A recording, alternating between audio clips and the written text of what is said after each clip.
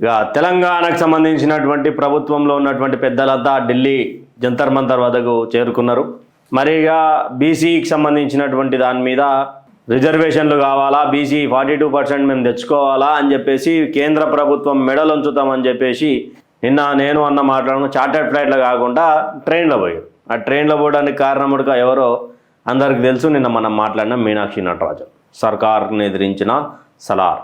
వీళ్ళు ఫస్ట్ ఆ ప్రభుత్వంలో ఉన్నటువంటి ఆ పార్టీలు ఉన్నటువంటి ఆ ప్రభుత్వంలో ఉన్నటువంటి వాళ్ళ మీద బీసీ కోటా ఏదైతే 42% బీసీ కోటా ఉందో ఆ బీసీ కోటాకు సంబంధించినటువంటి దాన్ని ఫస్ట్ ఫుల్ఫిల్ చేయాలా.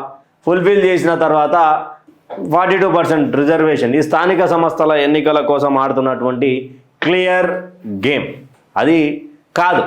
ఎందుకు కాదు అంటే దానికి చాలా కారణాలు ఉన్నాయి. సుప్రీంకోర్టు ఆర్డర్స్ ప్రకారం కావచ్చు, 9th షెడ్యూల్లో పెడతా అంటే ఏ విధంగా పెడతారనేది ఎవరికి క్లారిటీ లేదు. పెట్టాలి అంతే, బీసీ రిజర్వేషన్ పెట్టాలి.